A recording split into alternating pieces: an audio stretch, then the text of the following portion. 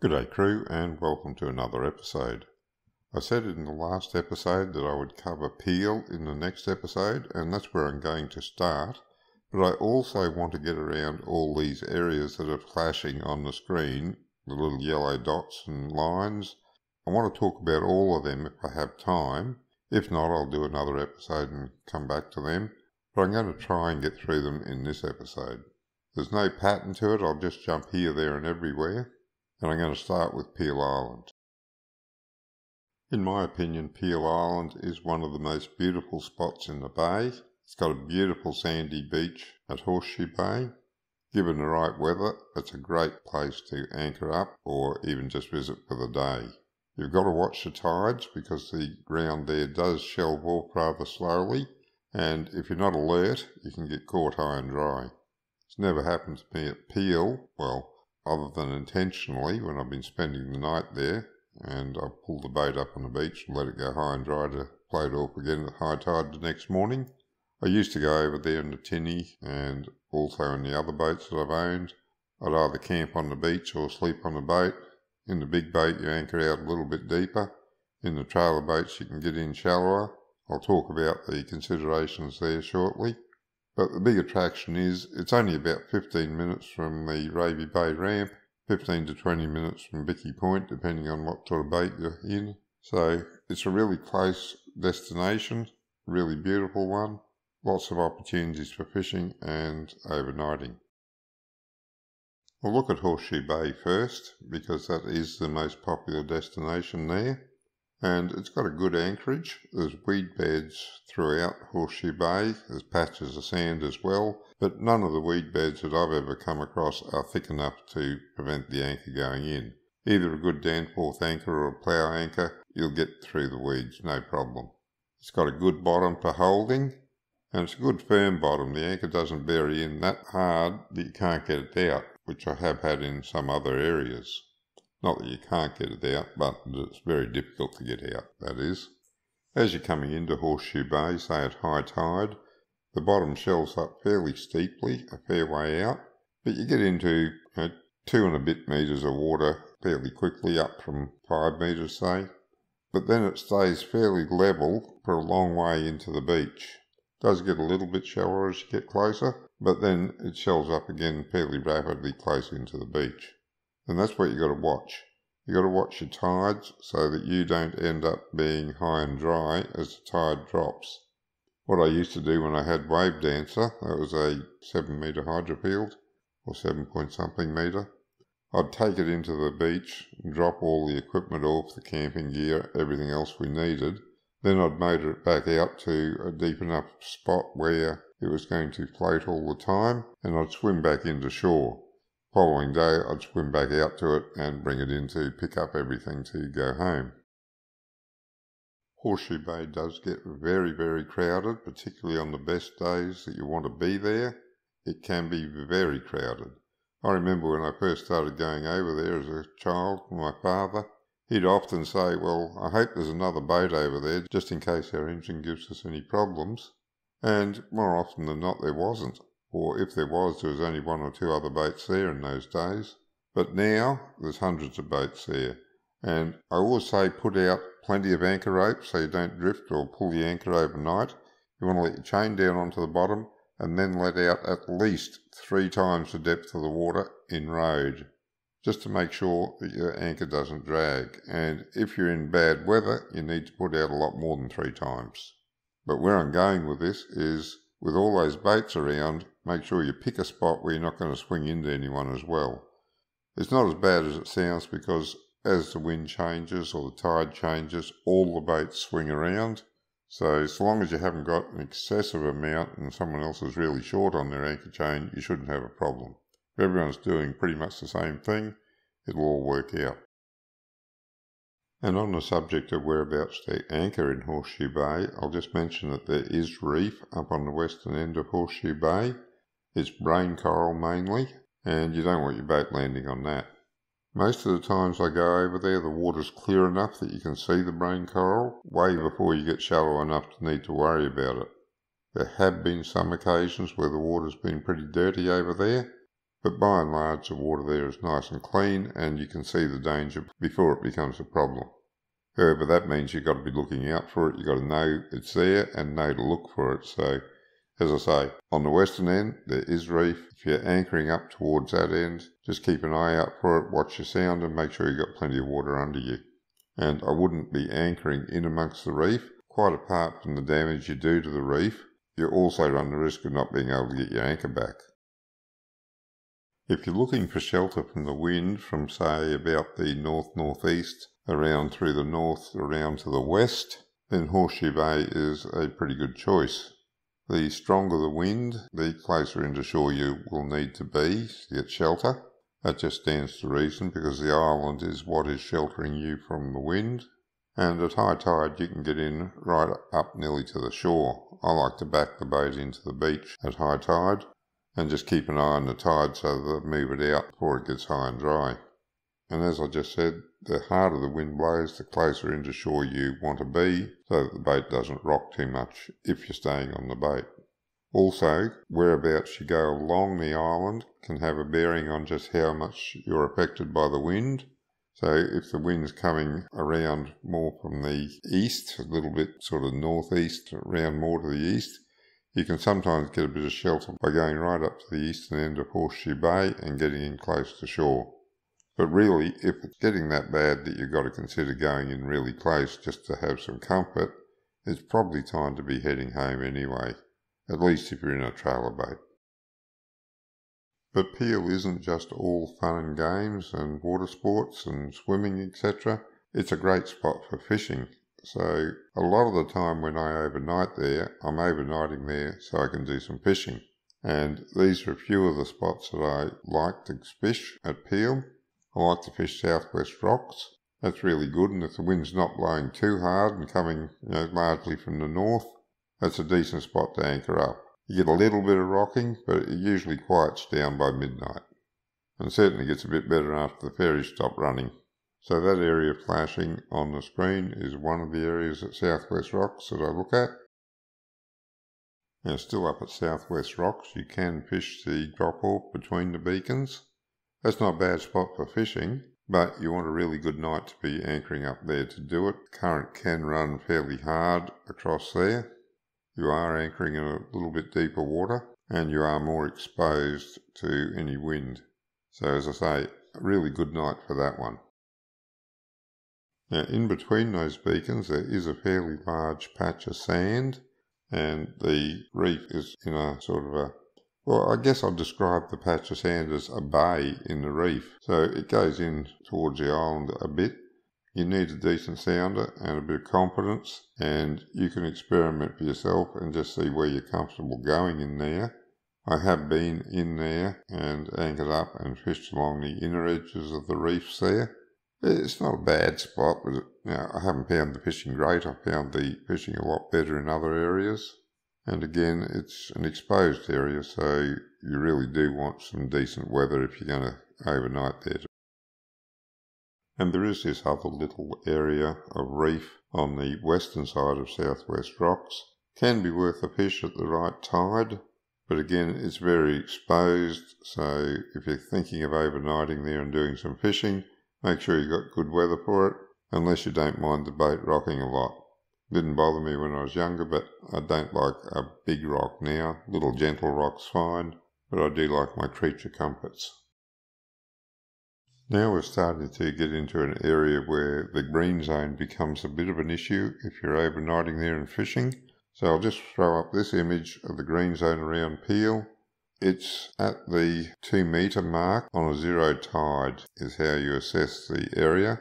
It's marked on most of your GPS maps, and you should be able to take that as an accurate line, even though it is a bit hard to see on some maps. But if in doubt, it is at 2 metres of water on a zero tide. So if the tide's half a metre, you've got to be 2.5 metres or more to be outside the green zone. And do remember that if you cast your line into the green zone, that counts as fishing in the green zone, even if your boat's outside it. And to be quite honest, the best fishing is outside the green zone, just a little bit away from the edge of the reef. Bearing in mind the green zone, this is a great area to fish if the wind's coming, say, from about the northeast around through the east to the southeast. Depending on the strength of the wind, you'll want to be closer to the island if it's stronger. If the wind's very light, you can be further away from the island along the reef. Remember, you're using the island to break the wind and give you a nice calm night. If you're not fishing and all you're looking for is a bit of overnight shelter from an unfavourable wind, anywhere in this corner area is a decent anchorage. The wind's coming from the northeast around through the east to the southeast. And if you're looking to do some overnight fishing and the wind's coming from the southeast, then this area along the northwest reef is a decent area to fish. You don't want the wind to be too strong, and where you go along that area depends on the direction of the wind and the strength of it. One of the advantages of fishing here in a southeaster is if the wind does unexpectedly come up, you're not far from the Lazarette gutter where you can get really good shelter. As we go around towards the Lazarette gutter, I'll just mention that this area on the western side of the Lazarette reef is a reasonable spot to fish, but I would only be doing that overnight in the very best of weather because it is quite exposed. As for the gutter itself, it is an excellent anchorage in a southeaster or anything coming from the south. Stronger the wind's blowing, the further into the gutter you want to go. There are some leads to help guide you in on the right line for the deeper water area, but also on your GPS, depending on the chart you're using. If you've got an avionics chart, there'll be a dotted purple line showing you the optimum track to go down into the gutter. But if not, use the leads, they'll guide you in. You can go a long way down the gutter, and as I've said, the stronger the wind is, the further down you want to go. You can get in quite close to shore there in a small boat. There's a red buoy not far from Hanlon Light around into the entrance to the Lazarette. I have found that anchoring overnight halfway between the red buoy and the reef to the west of it is a reasonable anchorage if the wind isn't too bad. I've anchored there several times, and I've hooked up to a couple of decent fish while I've been there, but haven't landed any of them. They just took off and ended up biting through the line. So I don't know what they were. I suspect they were mackerel. Maybe one of them was a decent-sized tuna the way it took off, but all I can do is speculate. However, there are some decent fish there. And just while I'm talking about this general area, the area just around Hanlon Light is also always been very good fishing, particularly at night. You can also fish this area on the eastern side of the Lazarette reef there, again being very careful of the green zone all around this area. But you can fish here. I haven't done as good as I have on the western side of the Lazarette. Not to say you couldn't catch some big fish here, just that I haven't been fortunate enough. I've caught the smaller varieties here. Larger varieties on the other side. Your mileage may vary. And before we leave the Lazarette, I just want to show you this green zone here, and I want to point out those isolated green zones just to the west. Need to stay out of them as well as far as fishing goes. So if you're fishing anywhere in that area, do make sure you check your charts and stay out of the green zones, because I have heard that the Fisheries Department is now using drones that can tell whether you're in the green zone or not and take pictures of your boat, so they can have you on film, or so it's been said. And finally, before we leave Peel, I'll just go around to the Platypus Wreck on the southeast corner. There's a nice little shelter in behind that, but it's only good for a few boats. A couple of boats, maybe 3.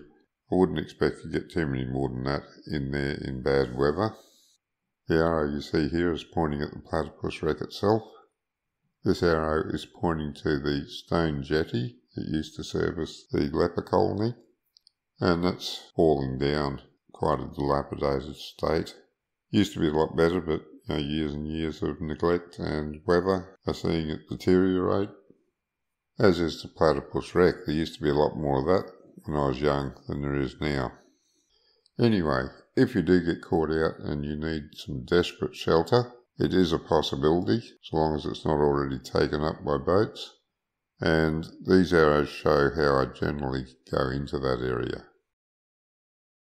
You don't have to wait for bad weather to go in behind the platypus. It's quite a nice little area for picnicking or camping back in the day when everyone used to camp on Peel Island. It'd still be a good spot, really, just that not many people seem to camp there anymore. There's other places around Peel where you can overnight, particularly for fishing, all along that eastern edge, for instance. But I think I've said enough about it now. You can have an explore for yourselves and find your own places from what I've said. I've given you some good starting points, so I think it's time to have a look at some other areas. As you can see from Horseshoe Bay, it is exposed to anything coming in from the south, so if you get a good blow coming in from the south or southeast, you need to get out of there fast and find somewhere to stay safe. Now, back in the day, Deembilla Bay, just across on Stradbroke Island, seemed like a good option. It wasn't far away, you could get there quickly, but it's not a good bottom for anchoring. I suspect there's a lot of weed down there, and I know there's a lot of mud down there. I've been over there in the big boat. I've never anchored in a smaller boat, but I've been over there in the big boat. That was a 43-footer. It had a big, heavy Danforth anchor on it, and that dragged for a bit before it actually bit in and held in a good blow. Now, when I say dragged for a bit, it maybe dragged for 30, 40 metres before it bit in and held us. But that wasn't the end of it. This particular time we went there was a really big blow, and we were stuck there for a few days. And when it came time to get the anchor up, the winch couldn't do it. That anchor had buried itself well and truly in the mud. Eventually, I tied the chain off on the bollard where it was straight up and down and drove the boat forward to break the anchor free. I had to put a fair bit of power behind it to do that, and break the anchor free is exactly what happened. I came up with half an anchor. One of the flukes had broken off. You know the Danforth anchor, you know it's welded on, the flukes are welded on. Well, it broke at the weld. Fortunately, I had a spare anchor on the boat, so we swapped it over. But that was the last time I anchored in Deembilla Bay.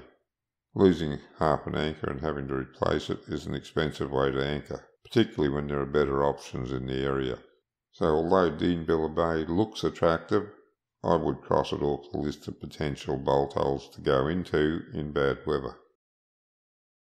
Dunwich is just to the north of Deembilla Bay, and there's a little beach there where you can put the boat in, and from there it's only a short walk up to the shops if you need to get supplies.